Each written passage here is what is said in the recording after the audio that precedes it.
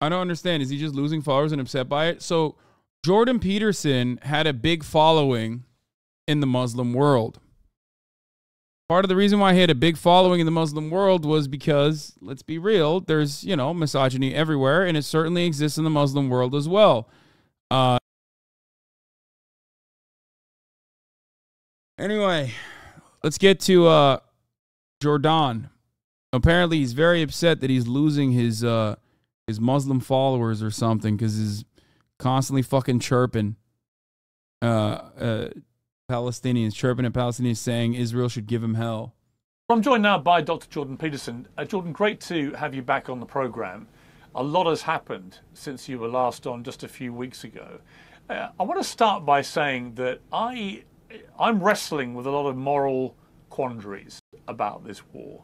And I'm hoping that through our conversation today, we might get to at least have some clarity about the moral quandaries and see if we can work out what we should be thinking about this, because I think it's very complicated and it's got to be nuanced, this conversation. Do you feel any moral quandaries about it? Well, I don't think you can have a war without moral quandary. I mean, a war is the consequence of an unsolvable moral quandary. And so it's not surprising that the conversation surrounding the war is full of moral quandaries, because if it was straightforward and simple, and if there was an easy path forward, then there wouldn't be a war. And so, I mean, I can tell you what I think is going on to the degree that you can reduce it to something quickly explicable. Oh my God. Oh my God. Jordan Peterson, when a trans person exists in fucking Western college. This constitutes the gravest threat to Western civilization of all time. There's no ands, ifs, or buts.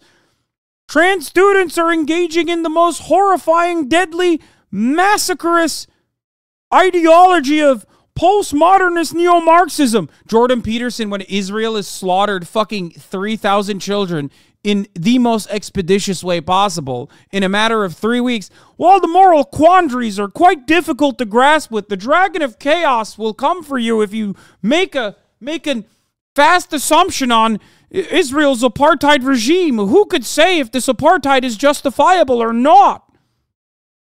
The fuck? This guy literally goes, this dude, okay, has a fucking aneurysm when the green M&M is not fuckable any longer. But when it comes to just like talking about, again, an ethnic cleansing campaign that's happening in front of our eyes, that all of the Western leaders are refusing to listen to their fucking listen to their fucking voters on, as there's mass protests happening everywhere demanding ceasefires. He's like, who could tell who's in the right and who's in the wrong? It's complicated. No, I think Iran is desperate because of the tenuous hold on power that the mullahs now have in Iran, given their own citizens' rebellion.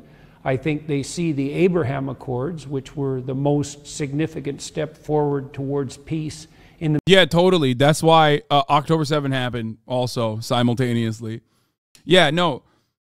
Famously, Palestinian liberation has always reacted really quietly and perfectly fine whenever they get totally cut out of the conversation. Doors open.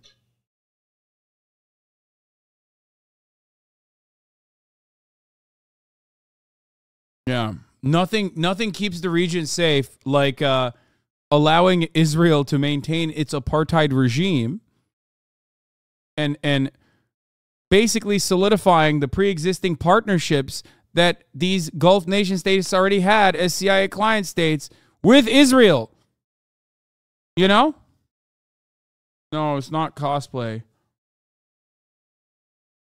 It's delivery. In the Middle East for like 75 years, they see the Abraham Accords as an existential threat.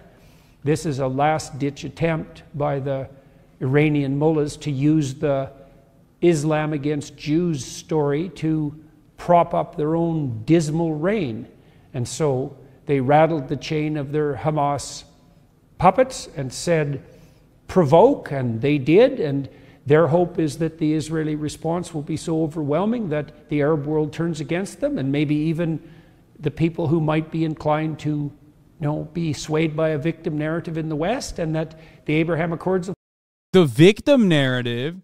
I mean, he's having this conversation right now. It's not October 8th. He's having this conversation on October 31st, okay? At 3 p.m. American time, at the top of the hour, there's a 3-minute ad break. And Jordan Peterson is having this conversation after 4,000 or 3,000 children have been fucking slaughtered. Like, oh, they're going to...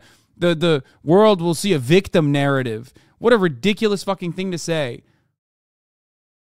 The world will see Palestinians. Oh no, the world might see Palestinians as victims, when in fact the real victims of society are men that are being told that they can't have sex with women, men that are being rejected when they want to go on dates, women wearing makeup. That's the real blight. To fall apart, and that'll be the end of that, and that could happen, and I'm hoping it won't, because I think the Abraham Accords were... I'm hoping it won't. It's irritating to me, for whatever utility that is that I think I know, insofar as you can know such things, that Saudi Arabia would have signed the Abraham Accords 2 years ago if Biden would have moved a little bit more forthrightly on it, and I think... Like, you want to know how fucking stupid he is? One, Saudi Arabia and Israel have already normalized relations in anything but on paper, okay? For years. They have the same regional adversary, Iran. So, a person who is so supposedly knowledgeable on the matter should probably know that already. That's number one. Number two, Saudi Arabia already has told the United States, well, one, they're intercepting Yemen, rocket fire coming from Yemen in the direction of Israel already. And two, they already told America that they are going to continue with normalizing relations with Israel once things quiet down. But you would already know that if you fucking knew anything about these regional actors and their long history with one another. I think the reason that he didn't and the Democrats didn't was because they didn't want to give Trump any credit for anything that he had attained in his administration. And I think all of that is appalling.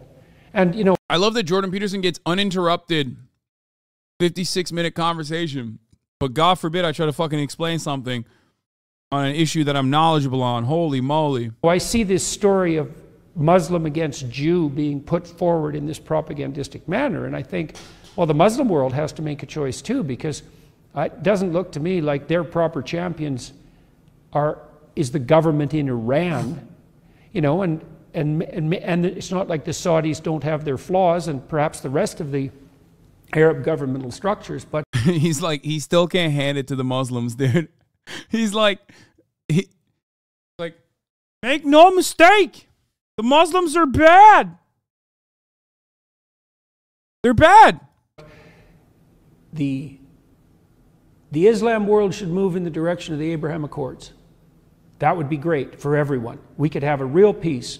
We could have something approximating a union of the Abrahamic people, and I think the accord was named extraordinarily well. Or we could have what we've had for the last 75 years with the Palestinians as perpetual cannon fodder, at the beck and call of those for whom having them be cannon fodder is useful. And so, yeah, well, there's just moral quandaries everywhere there. It's a minefield, but that's what I think is the fundamental reality of the current situation. It's a propaganda war, and it's so funny. Yeah, man. The greatest threat there is the fucking Gulf nation states at least aesthetically criticizing Israel whenever they engage in yet another fucking pogrom. That's the gravest threat to regional security, and not the fact that Israel has an apartheid state. Israel is an apartheid state. This is inherently a violent position. The maintenance of an apartheid state requires a tremendous amount of violence, increasing violence year over year. Israel is trying to ethnically cleanse the West Bank. Israel has taken over more and more territory in the West Bank. That is the big problem here. That is the big problem morally. That is the big problem from a legal perspective. That is the main problem. That's the only problem, as a matter of fact, because most of this other shit would not occur if Israel did not have an apartheid state. 50 plus years of Israel building settlements in territory that is supposed to be Palestinians and maintaining said settlements is a major problem. It's a major issue.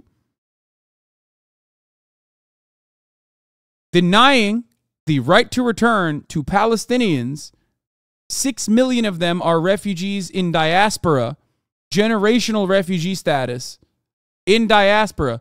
Denying them a right to return to their homes is a major human rights catastrophe. There's a lot at stake.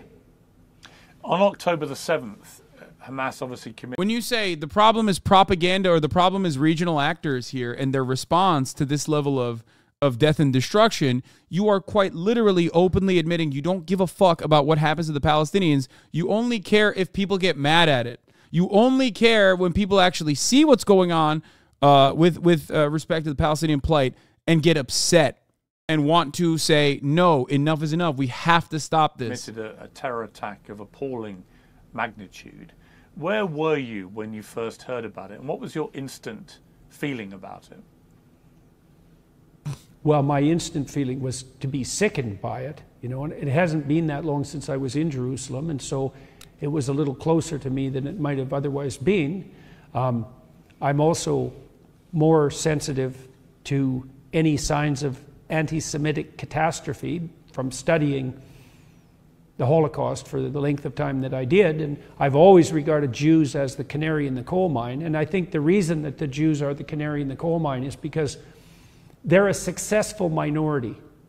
You know, and if a culture can tolerate a successful minority, it's pretty damn robust and it's not very resentful. And as soon as a culture starts to get resentful, the Jews make an easy target because they're a minority, and so well, that's an easy target to begin with, but then they're the minority that has the temerity to be successful. And that really brings the resentful out of the rat holes. And I've seen a rise in anti-Semitism online over the last 3 years. I hate that, like, he's using real... No, guys, before you say this is actually anti-Semitism, no, this is no, this is correct. What he's saying is correct. What he's saying is reductive, but it's fucking correct. Historically speaking, this is precisely what has happened in times of economic instability. I talked about it yesterday as well, okay? Economic volatility creates a chaotic environment where people immediately look for a villain, and the villain always historically is Jews, okay? He's not wrong on this, but what should perhaps give you a better understanding or reframe your perspective is the fact that this dude who openly repeats neo-Nazi propaganda, claiming that the Great Replacement is happening, claiming that there are, there's cultural Marxism occurring in college campuses that is actually rotting the morally superior Western world to its core. These are things that Nazis have said. He has repeated this Nazi propaganda in contemporary society time and time again. That guy is making a correct assessment on anti-Semitism and then literally changing the dynamic and using it. He's weaponizing anti-Semitism to justify Israel's actions. It's just stunning to behold on the right and on the left, but jointly. And then, well, so I was sickened by it, but then I was also immediately suspicious of Iran's role. And I mean, that doesn't require any particular perspicacity on my part. I think it's quite obvious, but that also opens up the rat's nest of the maneuvering, the political maneuvering around the Abraham Accords, because I was very ill when the Abraham Accords were signed, and I couldn't or hadn't paid much attention. And when I sort of recovered my ability to see again, I saw that this remarkable peace process had taken place, and I could not understand for the life of me why it wasn't trumpeted on the front page of every news. Yeah, I wonder why, dude. I wonder why a peace process that quite literally, demonstrably caused at least a little bit caused the chaos that is unfolding, that played a role in this chaos unfolding. Yeah, just read a fucking newspaper, man. Read an Israeli newspaper, please. Read Haaretz or something.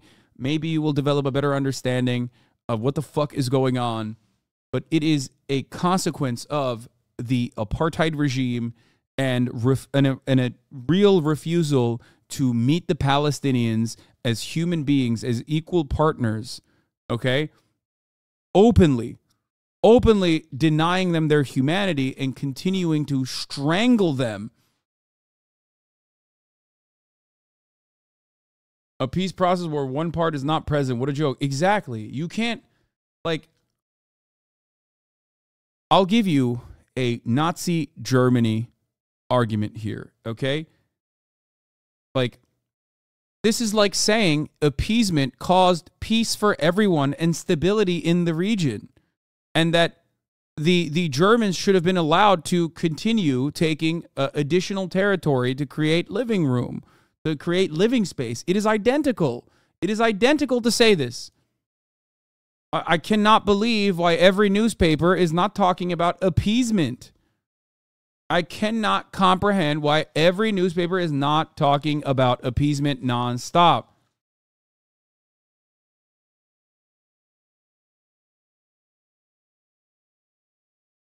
The reality, of course, is that if Nazis had kept it specifically to ethnically cleansing and targeting Jewish people and Romani people and trade unionists and communists, and they didn't actually have colonial ambitions beyond that, imperialist ambitions beyond that, who knows? Maybe the world would have kept it going. Maybe the world would have literally been like, yeah, fuck it, like YOLO, we should do our own, actually. We love what you're doing.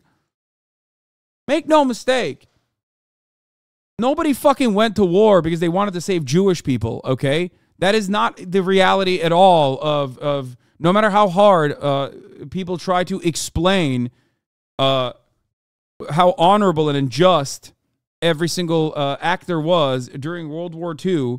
It was not. It was not because of the camps. Newspaper across the world. And I also think that Trump's team should have got a Nobel Peace Prize for it. I cannot see how you could possibly make a counter-argument to that for all of Trump's flaws and for his administration's flaws. This was a major accomplishment. And yet, and I know the Saudis were behind it. You know, they didn't sign it, but it wouldn't have gone forward without their nod and wink. And I believe, that if Biden would have taken the opportunity and been a bit magnanimous in his... Chat, for those of you who don't know, like, I mean, I guess maybe you don't know, but like, we've literally turned boats full of Jewish refugees away, okay? Here in the United States of America, we said, no, fuck off. The Jews escaping Nazi Germany, okay? Like, escaping Europe. Don't ever let anyone fucking tell you that America was joined World War II. I mean, FDR was not the worst when it came to World War II. I will admit that.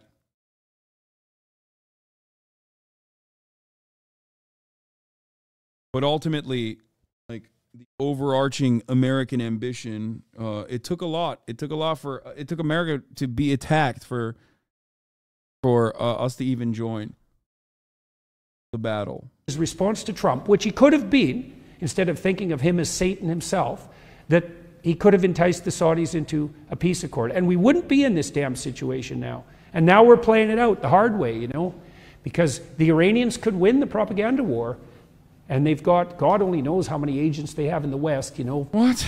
Promoting the kind of social upheaval that we've seen on the streets in the last few weeks. And so the narrative could go either way. Yeah, dude, it has to be. I mean, this is the same exact shit that, like, people always say about, like, the Arab Spring and whatever, right? Okay? I will admit readily that there is always enough volatility on the ground. You cannot just materialize protests out of nowhere.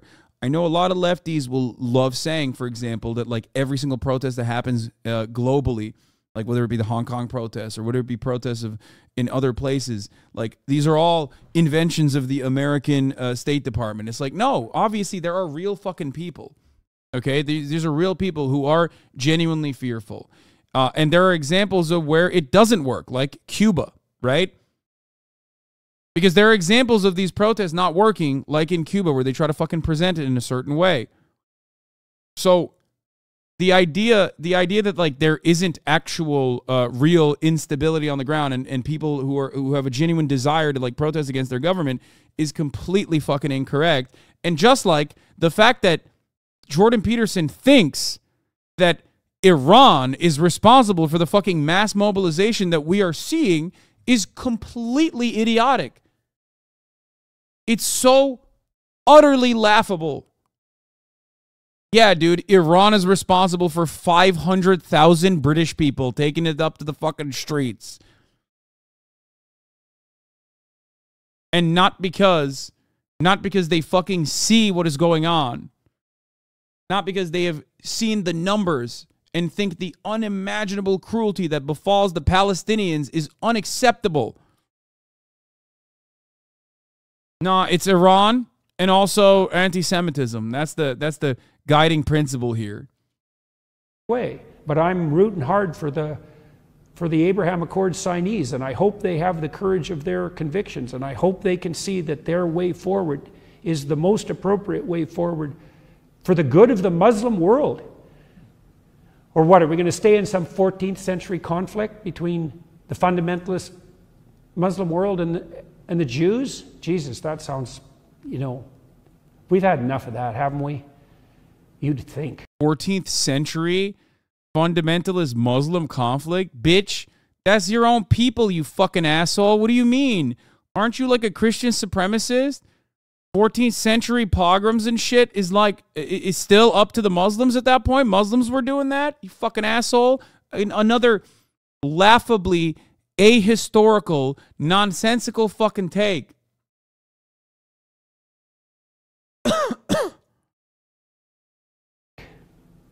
I asked Ben Shapiro, what is a proportionate response to what happened on October the 7th? Yeah. And he said there isn't one. That there is no proportionate response, and there shouldn't be.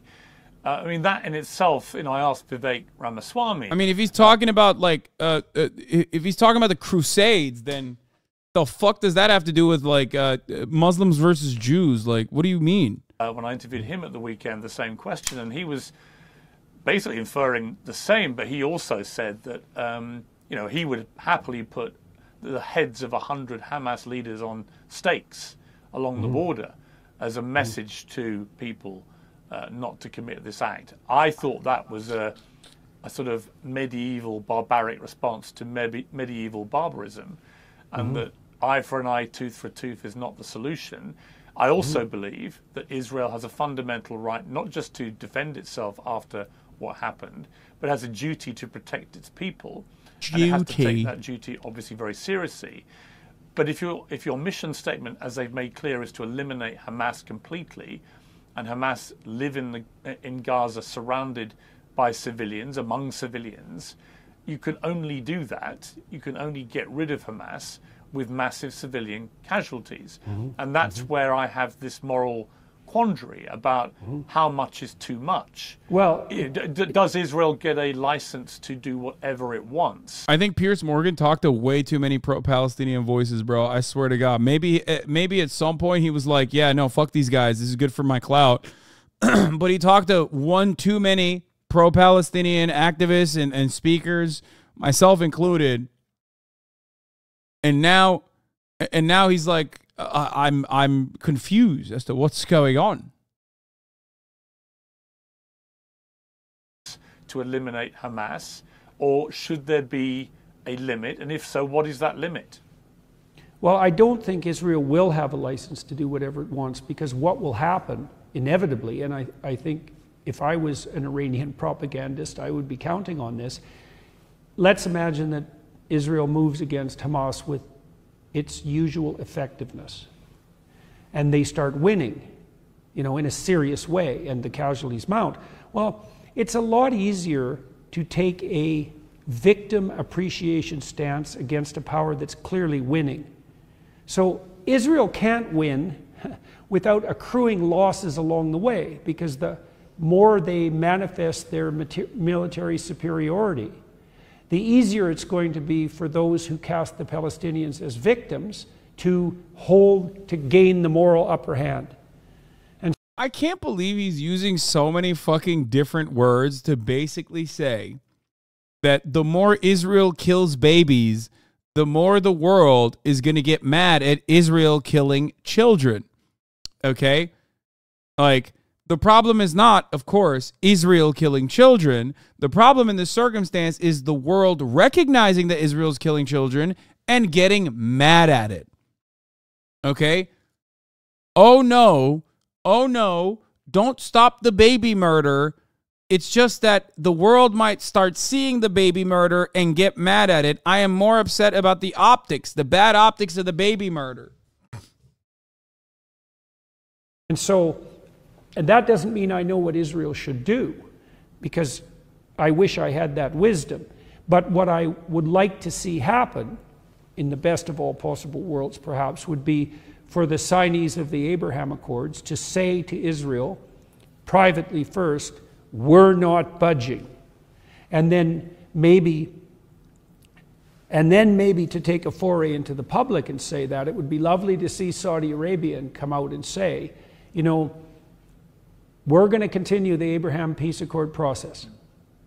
And then Israel could say, well, if the Abraham Accord holds and we have the probability of expanding it, we can take the risk of not being so devastating in our response to Hamas, and they could back off. But because there'd be a counter victory in it for them.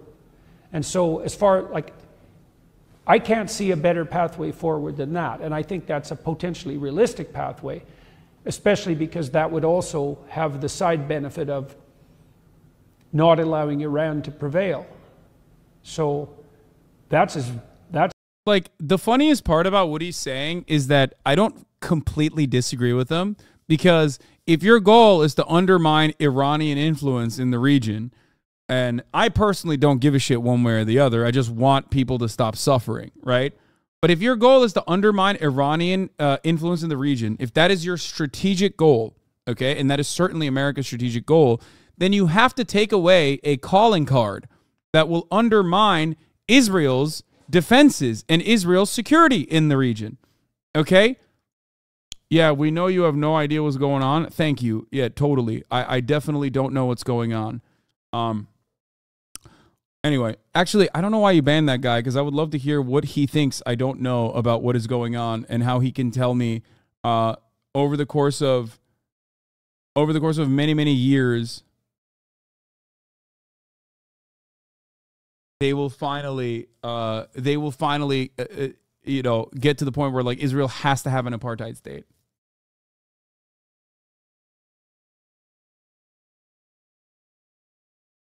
His name literally says, is banned. Mods were right. Oh. Did he mean Jordan? I don't know. Anyway, my point was this. If your goal is to undermine Iran in the region, if your goal is to then you need to take away one of Iran's tools. It's not necessarily just the Abrahamic Accords. It's also to stop. It's also to basically stop allowing Iran to be able to use Hamas or any kind of Palestinian group, any kind of Palestinian militancy against Israel. So technically, he's not wrong in the sense that Iran uses Hamas as a destabilizing force against Israel, which it sees as a continuation of America in the region. But the best path forward in this circumstance is not to continue bombing the shit out of Gaza. To continue bombing the shit out of Gaza. The thing to do in this circumstance is to move in the exact opposite direction. Peace assurances, security commitments, allowing Palestinians to live with dignity so that there is no more air that can be, there's no more oxygen for Hamas to exist. That's the best I can do on how this might proceed. You cannot do that without ending the most apartheid. optimistic possible way. And On- I don't know if that's good enough or not. On October the 7th, you tweeted, "Give them hell, Netanyahu. Enough Yep. is enough." And you got some blowback for that, as everybody Yeah, a who lot. says anything about this. Were you surprised by the scale of the blowback? Do you wish you'd phrased that tweet differently? Do you have any regrets about it? Well, you know, Twitter is a very complicated social media platform, and it's been difficult for me to learn how to use it wisely. And I'm not alone in that, because it's difficult to be wise on Twitter. Now, what I'm trying to learn is when a tweet is appropriate and when a long-form commentary is appropriate. And the rule, I think, is something like the higher the stakes, the more likely that the long-form commentary is necessary. And really, it would have been better had because I did release a YouTube video where I explained some of what we already talked about. I saw it, yeah, and that was received much better, let's put it that way. Thanks, man. Thanks for thanks for explaining your position of thanks for explaining your position of give him hell, kill more babies, more baby blood, please. But it also gave me a chance to elaborate my argument. And so what it highlighted for me, and I felt, you know, I was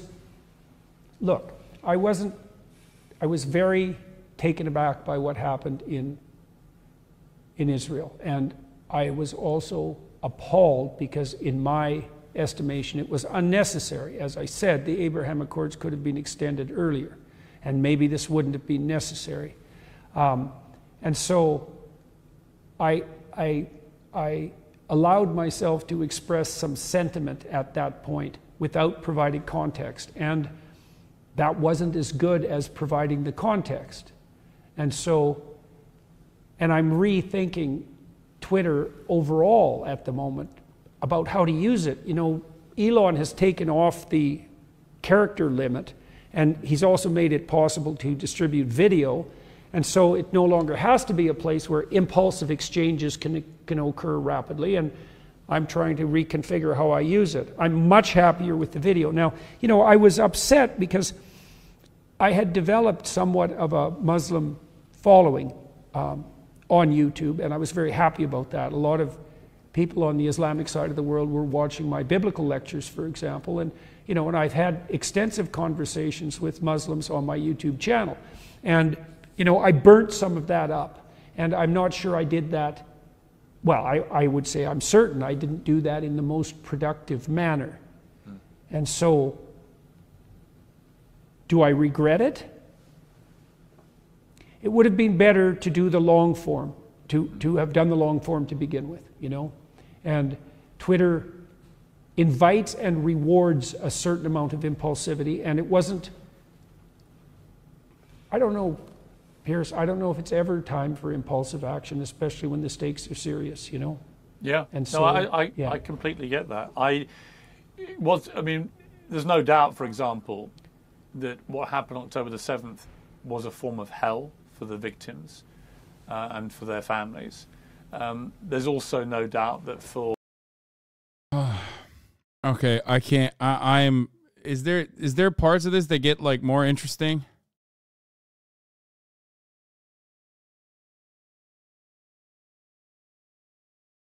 Because like the reality is hearing you're hearing Jordan Peterson be like, give him hell is not shocking to me at all. That's what I expected from him anyway. I don't understand. Is he just losing followers and upset by it? So Jordan Peterson had a big following in the Muslim world. Part of the reason why he had a big following in the Muslim world was because, let's be real, there's, you know, misogyny everywhere, and it certainly exists in the Muslim world as well. Conservative Muslims loved him. They loved an American guy, an American trad guy, repeating shit that they fucking believe. Now, this doesn't mean the entirety of the Muslim world loved him, okay? Of course. Not American, sorry, Canadian, whatever. They loved it. But then when his attitude came out about or his like willingness to openly champion the death and destruction of Palestinians was recognized by some in his following, and then they were like, okay, yeah, this guy fucking sucks. He's just like everybody else, you know? That's it.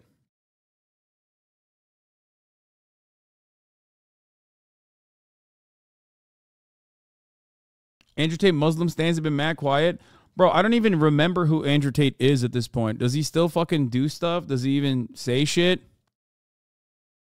I don't know, but I mean, I don't know. Is he pro-Israel? I doubt it. I think Andrew Tate doesn't give a fuck. He can just say whatever the fuck.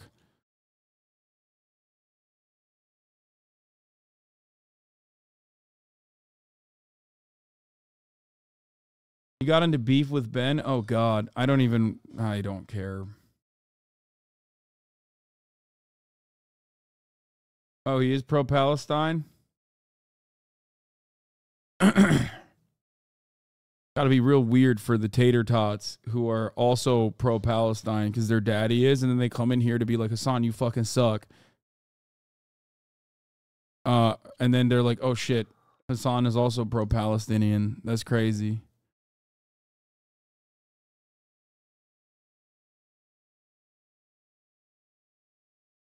Original appalling terror attacks. That, well, again, is where I have a moral quandary. Well, the question is, I suppose, and I don't purport willing to Jewish begun to do. You know, I think. Yeah, I mean, this is just like a incredibly silly way it's an incredibly silly way to talk about the situation. Just being like, oh, dude, it's just Abraham Accords, placing so much emphasis on it, not realizing that it's like it's a utterly unserious way to deal with the ongoing issue, and it's simply just another way to like avoid the problem. You know what I mean? The real problem in the region is not that the Gulf nation states are not openly in support of Israel. The real problem is Israel is an apartheid state. It's an apartheid regime.